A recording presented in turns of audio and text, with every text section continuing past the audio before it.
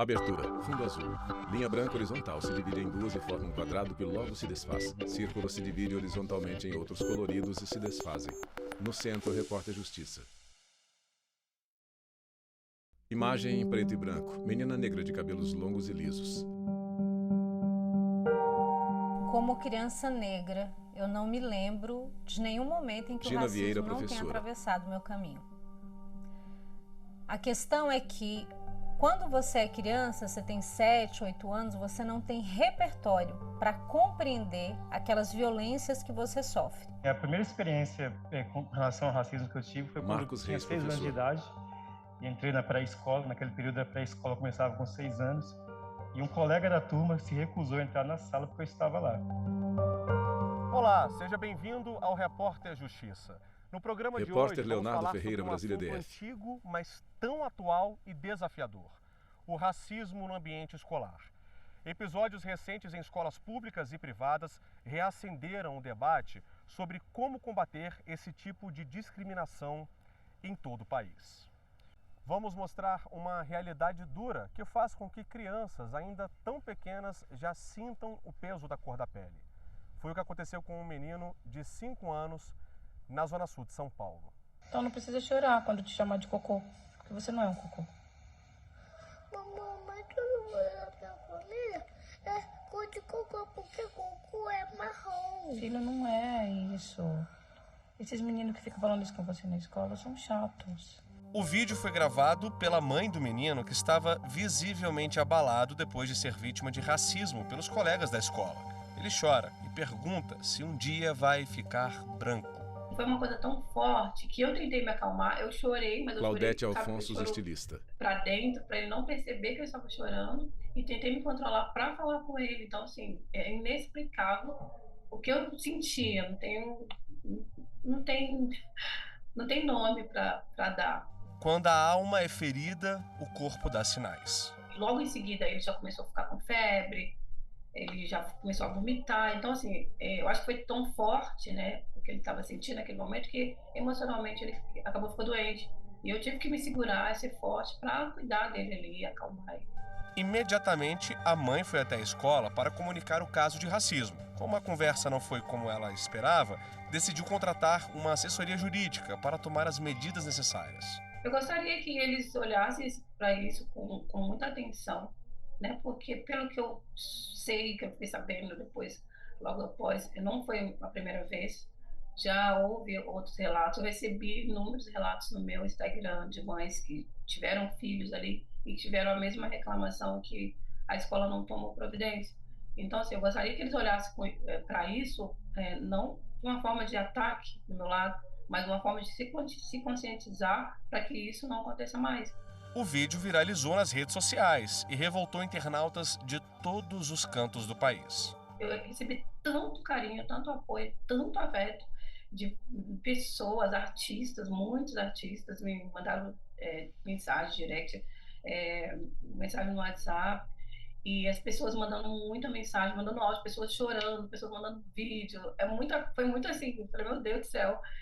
Tanto que eu ainda estou respondendo, tem muita mensagem para responder, não consegui, mas me surpreendeu de uma forma muito, muito boa. É dia. Desfile de independência com crianças e adultos nas ruas de Piraí do Sul. Em Piraí do Sul, no Paraná, em um evento cívico, crianças negras foram retratadas como escravos, acorrentadas nos pulsos e tornozelos. O vídeo gerou polêmica e aqueceu novamente o debate sobre o racismo. Em nota, a prefeitura da cidade informou que o desfile abordou alguns momentos históricos de grande relevância, como descobrimento, contato com indígenas, escravidão, independência, lei áurea e a consequente abolição da escravatura. Quando uma escola pública organiza um desfile e expõe crianças Samuel Vida, advogado, a representarem a condição de pessoas escravizadas, ela está violentamente agredindo a autoestima dessas crianças, expondo as crianças e toda a comunidade negra a um lugar confinado no estereótipo da escravidão. Portanto, trata-se de um episódio de extrema gravidade. O tema escravidão chocou? Não tem como ser Sinara diferente. Gomes, secretária Não municipal tem de como Cultura. contar de outra forma uma história que de fato aconteceu. Não podemos negar isso. a escola trouxe à tona o tema racismo, e que o racismo existe em nosso país sim, e que tem que ser discutido. Foi um ato simbólico que trouxe esta reflexão de que é necessário repensar sobre a discriminação racial em nosso país. Do Paraná para São Paulo, Araraquara. Jovens em manifestação. Eles estão vestidos em roupas pretas. A manifestação com o slogan Vidas Pretas Importam na frente de uma escola foi depois do Lucas, de 17 anos, ser vítima de racismo. Recentemente tinha entrado uma estrangeira na nossa sala. Lucas Nascimento, estudante. E os alunos se empolgaram a se apresentar para ela, né? Eles começaram a se apresentar, todo mundo começou a se apresentar. E uma aluna levantou e ela começou a se apresentar para ela, só que ela pegou e falou que os brancos aqui no Brasil eram chamados de humanos e os pretos eram chamados de macacos. E ela falou isso assim no intuito de rir, sabe? De debochar. Ela começou a achar muita graça disso. Aí começou uma sequência de atos racistas. Ela me oferecia banana. Várias vezes perguntava se eu gostava de banana. Um menino também, ele fez parte disso, ele imitava macaco. Ele olhava pra mim e imitava um macaco. E todos eles ali em volta rindo muito, como se tivesse muita graça, como se, assim, fosse algo que fosse uma piada. Uma mistura de sentimentos. Foi assim para a mãe do Lucas, quando ele contou o que aconteceu. Eu não queria jamais imaginar que Lindsay Elias, fosse passar por uma situação dessa, tão constrangedora, né? Uma situação, uma agressividade, por tamanha agressividade, né? Em que a menina praticou o racismo ali. Sempre que uma criança ou adolescente Fernando Nascimento, advogado, que é caracterizado na lei penal como crime, ela pratica aí um fato análogo a crime, né? Porém, a responsabilização é de acordo com o ECA.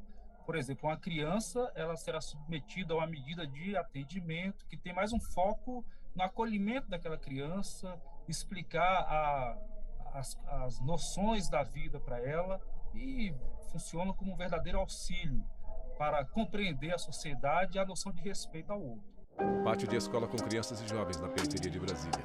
O preconceito na infância pode se transformar em um trauma para a vida. E é justamente por isso que as escolas têm um papel de combater esse tipo de prática.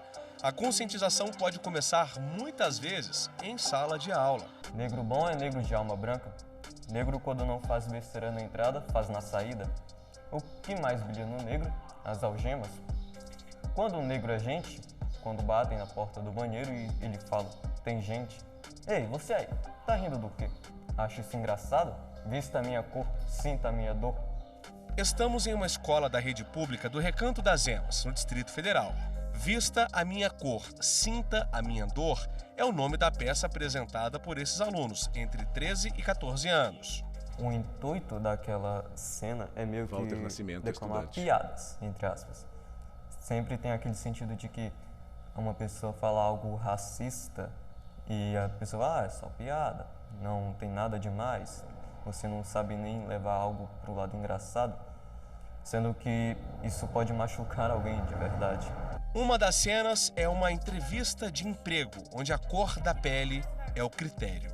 Eu acho muito interessante esse trabalho Reis, da peça para conscientização dos outros, né? Que é aquele negócio de não faça com os outros o que você não gostaria que fizesse com você. Então a gente vai fazendo a peça e as pessoas vão visualizando como é você ser desprezado, humilhado, que aí machuca o preconceito. Estudante fala com menina que está de joelhos. Quando a gente fala, traz palestra e não resolve o problema, Teca Siqueira, conversa professora. com eles, não resolve o problema. E quando a gente trabalha assim dessa forma, com peças, quando trabalha com música, com algo que eles realmente gostam, eu acho que tocam mais eles. Professor negro leciona. No próximo bloco, a repórter Renata Teodoro mostra como é possível promover a diversidade e uma educação antirracista. A gente volta já. Vinheta de transição no Centro, repórter Justiça. Vinheta de transição no Centro, Repórter Justiça. Imagens em preto e branco. Punho fechado e erguido. Jovem negro com as mãos no rosto.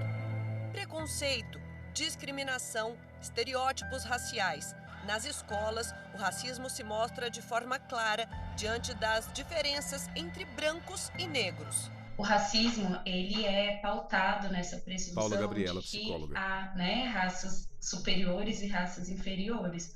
Por mais que biologicamente a gente já saiba que a gente não tem características, né, assim, suficientes biologicamente, né, para dividir as pessoas, a gente ainda fala sobre questão racial porque a gente sabe que socialmente a população negra ela vive um contexto, né, de desvantagem econômica, em relação à educação, em relação à saúde, todos os indicadores, né? Um estudo feito pela Universidade de Harvard mostra 4 efeitos do racismo no cérebro e corpo de crianças. Eu disse crianças. E são eles: corpo em estado de alerta constante, mais chances de doenças crônicas ao longo da vida, disparidades na saúde e na educação, cuidadores mais fragilizados e racismo indireto.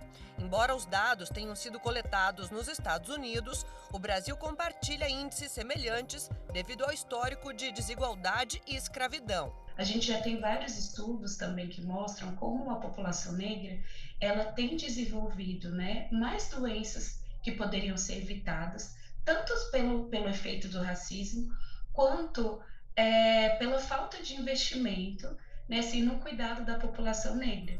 Como professor, Marcos decidiu ser a mudança que sempre quis ver dentro de sala de aula. Todos os dias eu trabalho matemática étnico-racial, valorizando Marcos a diversidade Reis, presente em sala de aula. Então, eu sempre comento que em salas de aulas nós temos o material específico e ideal para trabalhar a questão étnico-racial, porque nós trabalhamos com escolas públicas, que na sua maioria são crianças de periferia, e nas periferias existe a diversidade de crianças com traços negros, indígenas, asiáticos, brancos. Então, se a sala é um espaço de diversidade, eu uso esse espaço para trabalhar a valorização e respeito à diversidade étnico-racial e começo sempre no início da aula com o pensamento do dia, que são provérbios, frases de sabedoria, provérbios africanos, indígenas, asiáticos. A primeira experiência racista que sofreu foi aos 6 anos de idade, quando um colega da turma se recusou a entrar na sala enquanto ele estivesse lá. Ele dizia para a professora que enquanto aquele macaco estivesse ali, aquele preto, os palavrões estereótipos que eles usam para a pessoa negra, né? Enquanto eu estivesse na sala, ele não entraria, e a professora não sabia lidar com aquilo, colocou do meu lado, colocou o jovem do meu lado, essa criança, e ele passou o ano inteiro da pré-escola me perturbando, me cuspindo, me chamando de macaco. Eu tenho uma marquinha de nascença aqui, que é uma verruguinha aqui no ouvido, que ele ficava puxando na orelha. Então ele passava o tempo todo me atacando por conta da minha cor de pele. Cor da pele. Acho que nós, brancos, pardos, asiáticos, que seja, a gente não consegue entender de verdade o que é ser discriminado por conta da cor da pele. Hoje, o Marcos entende as perdas que teve. Eu tinha dificuldade em aprender. A gente sabe, assim, que é psicopedagogo, começou pedagogo e psicopedagogo, sabe que 80% da aprendizagem da criança está voltada para o emocional e só 20% de intelectual. Então, eu tinha um emocional muito abalado, tinha muita dificuldade de aprender. Reprovei 2 anos por conta desse abalo emocional, da não aceitação como negro. Eu comento muito sobre isso, que eu não me aceitava como uma criança negra naquele período, porque eu sofria muito. O racismo estrutural, segundo Silvio Almeida, teórico que formulou o termo, é aquele em que todas as dinâmicas e estruturas sociais são organizadas a partir da lógica em que se retira direito de pessoas negras e se concede privilégio a pessoas brancas. Por exemplo, em 1837, o Brasil proibiu pessoas negras de terem acesso à escola. No ambiente escolar dos dias de hoje, o país ainda enfrenta dificuldades para ter um sistema educacional livre de racismo. Mulher negra lê livros sobre mulheres inspiradoras.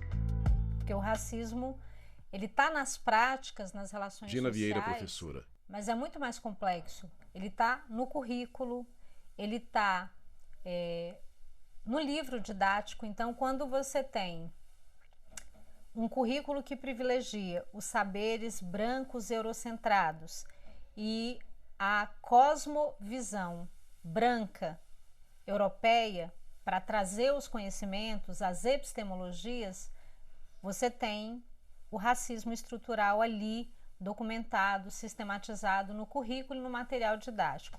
Gina é professora aposentada de língua portuguesa. Trabalhou nas séries iniciais, finais e na educação de jovens e adultos. Defende que, para romper essa lógica que atravessa relações dentro da escola, é preciso uma política consistente de formação de professores, para que eles sim possam contestar o que já está consolidado no currículo. Quando você fala, por exemplo, de pessoas negras, normalmente as pessoas associam a samba, feijoada, essa é uma forma de reforçar o racismo. Como criança negra, ela também foi discriminada. Eu lembro de episódios terríveis de xingamentos, mas lembro de outras situações, por exemplo, em sala de aula, todas as crianças estavam brincando, gritando, conversando. Na hora de aplicar a punição, eu era punida. Então eu lembro, por exemplo, de ter sido deixada de castigo no fundo da sala.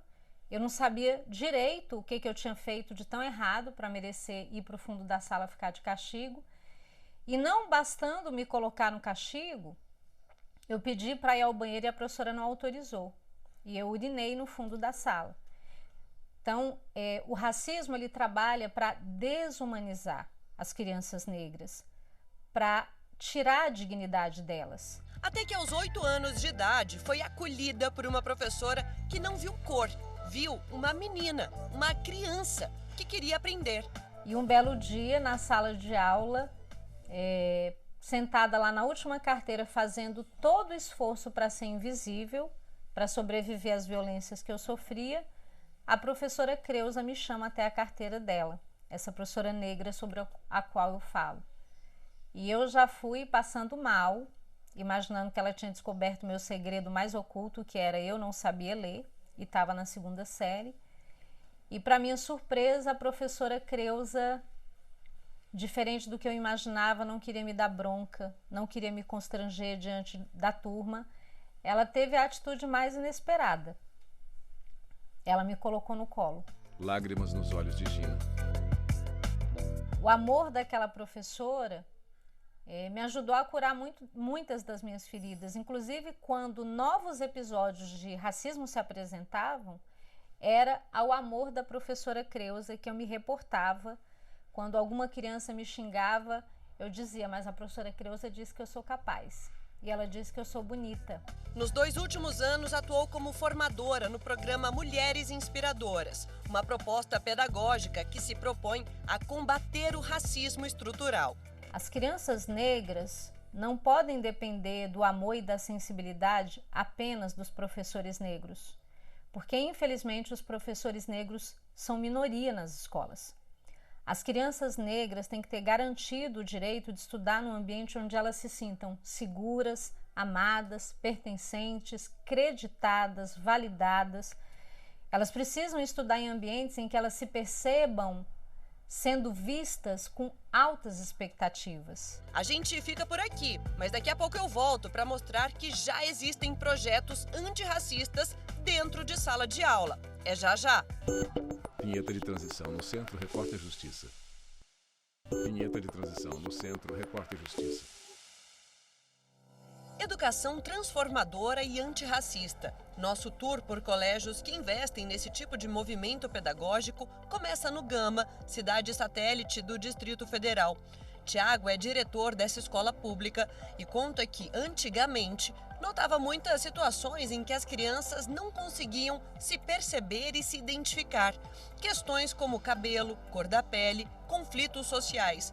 Foi aí que o corpo docente entrou em ação e juntos elaboraram ações e projetos antirracistas. Eu acho que o ensino brasileiro, ele traz muito pouco na didática, né, nos livros didáticos. Então, assim, e a lei, ela assegura falar da ancestralidade, falar da nossa origem, né, da origem da identidade do nosso povo. Então, a partir daí, nós discutimos isso. Na primeira reunião de pais, nós elencamos a comunidade, né, discutimos sobre, pontualmente, né, que iríamos iniciar esse projeto e a partir daí começamos nos nossos planejamentos, nas ações de cada bimestre, a gente começou a produzir em cima disso. Na prática, as atividades dentro de sala de aula são bem variadas, seja na literatura, nas artes, nas matérias de humanas ou exatas. O foco é sempre o mesmo, mostrar a essas crianças coisas que a nossa geração não viu no nosso tempo de escola. Conhecer a história que é desconhecida e conhecer a história que não foi contada ou que foi negado de alguma forma. E as crianças precisam saber disso, porque conhecimento é isso, né? A escola é esse local de praticar culturas, é esse local que as culturas elas acontecem e é onde o meio social está mais representado dentro do contexto escolar, onde as diferenças elas estão todos os dias juntas. No início do ano, desde quando a gente começou a implementar o projeto, as meninas principalmente, né, elas chegavam bem inibidas, com vergonha de assumir esse cabelo crespo, esse cabelo cacheado. E em certo momento nós realizamos um debate em sala, trouxemos algumas reportagens e conversamos um pouquinho sobre isso. Conversamos sobre o cabelo bom, que é aquele que está na sua cabeça, independentemente da textura, se é cacheado, se é liso. E aí você vê um desabrochar das meninas. Tânia com seus alunos, ela dá aulas de arte. Eu acho que a mudança foi Enzo dos Santos, entre estudante. Pessoas, amigos que antes falavam coisas que eles não sabiam falar.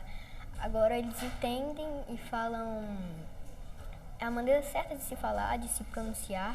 Falei muito com meus amigos já, porque tem coisas Fernanda que eles falam, mas estudante. eles não sabem, né, que é racismo. Então já falei para eles que tem algumas palavras que são racismo para as pessoas. Para eles não pode ser, mas para as pessoas pode. Na aula de artes, Fernanda faz colar de contas.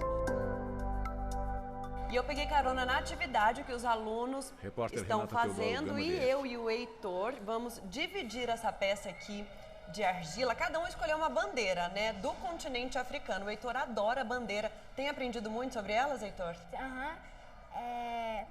Depois quando a gente começou a estudar sobre o racismo, eu estudei mais sobre as bandeiras, por causa que no Senegal, no Marrocos, esses lugares tem mais pessoas negras. Eu tive vontade de estudar. Bacana. Então, eu escolhi o Marrocos. E qual que é a bandeira escolhida por você? Gana. Então, vamos ver como vai ficar a nossa peça. Com vamos pincéis, Heitor e a repórter pintam as bandeiras de Gana e Marrocos. Aê, consegui, Heitor. Acho que dá pra fazer leitura. Vamos ver? E o seu, como é que tá? Eu ainda não vi o seu. E você também não viu o meu. Heitor terminou de pintar a bandeira. Eu ainda não vi como é que ficou a bandeira do Heitor e ele também não viu a minha. Agora que vai ser a hora da revelação. Vamos lá? Ambos veem as bandeiras que pintaram. Ficou excelente, Heitor. A sua também ficou perfeita. Bate aí. Eles se cumprimentam. Valeu, muito bom. A repórter mostra a peça de argila pintada por eles. Crianças o racismo dentro do ambiente escolar tem sido pauta de discussão em tudo quanto é canto do Brasil. Esse colégio do Rio Grande do Sul também tem investido na dinâmica antirracista. Nós aqui em Santa Cruz do Sul temos dentro de um contexto Dionísio germânico, Bescon, diretor da escola, onde predominantemente nosso povo é germânico, italiano, nós sofremos muito com a questão do racismo, tanto na escola como na rua. Então, nada melhor do que nossa escola se inserir nesse contexto e criar esse movimento, discutindo esse movimento, criar o desconforto entre as pessoas para então, talvez, construir uma outra sociedade.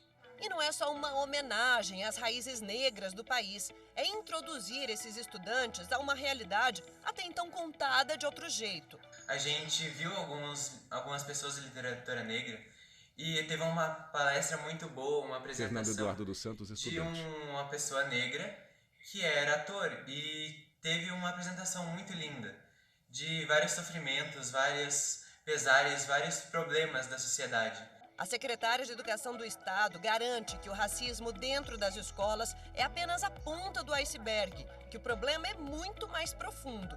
Com o programa Educação Antirracista, a intenção é a de mudança de comportamento pessoal e profissional. porque o nosso programa não visa apenas o professor de ERER, que é Estudos das Relações Étnico-Raciais. Nosso programa visa Raquel chegar Teixeira, em secretária de todos Educação os do Rio Grande do Sul. servidores da educação, professores, diretores, supervisores, estudantes, técnicos da Secretaria da Educação, porque o racismo é uma questão que desafia todos nós. E não é só no ensino público que o racismo vem sendo discutido. Em São Paulo, o Colégio Santa Cruz também se organizou em parceria com as famílias para enfrentar o racismo estrutural presente na sociedade e nas relações escolares. Entre as bases do programa Santa Plural estão as mães dessas crianças e adolescentes. Eu entendo que o programa não tem a pretensão de acabar com o racismo. Kênia Regina de Oliveira, servidora pública. Com preconceito, corrigir todas as questões da nossa sociedade, mas eu acho que está se esforçando para fazer sua parte, levando a presença negra para dentro de uma escola de elite branca de São Paulo, nossa maior cidade aqui do Brasil, possibilitando essa convivência entre os diferentes, Por menor que seja, o número de crianças Vera negras Carvalho, empreendedora social. versus o número de crianças brancas já é um início de uma diversidade e que para as crianças isso acontece de forma absolutamente natural, não há diferença nenhuma entre as crianças em si. Acho maravilhoso que as crianças possam crescer assim, junto com as demais ações com foco no antirracismo que a escola vem tendo. Acho que essas crianças com certeza vão já crescer com outra mentalidade e com muito menos preconceito do que da minha geração, por exemplo. Crianças correm por campo de futebol. Trabalhos escolares na entrada da escola. O programa nos convida a uma Débora Vaz, diretora pedagógica do Colégio Santa Cruz. Bastante reflexiva e crítica em relação à experiência racial no Brasil, em nossa cidade e aqui em nossa Crianças escola. estudam na biblioteca da escola. Em um dos trabalhos está escrito inclusão. E assim a gente termina o Repórter Justiça desta semana. E você, já segue nosso perfil no Instagram? É o TV Justiça Oficial. No YouTube, o canal é o mesmo. Se quiser entrar em contato com nossa produção, o e-mail é o reporterjustiça@stf.jus.br. Até a próxima! Créditos finais. Produção Marcelo Luiz. Reportagem Leonardo Ferreira e Renata Teodoro. Edição de texto Leonardo Ferreira. Cabelo e maquiagem Eliana Brandão. Cinegrafia Jeff Martins, Lázaro Filho e Luiz Guilherme. Assistência técnica Kleber Leite e Paulo Paz. Edição de pós-produção Thiago Alves. Videografismo Lucas Matias. Núcleo de programação Rosa Wazen. Núcleo técnico Fábio Guedes. Núcleo de produção de programas Flávia Soledade. Supervisão Coordenadoria de Gestão da TV e Rádio Justiça, Secretaria de Comunicação Social, STF. Realização TV Justiça Essencial 2023.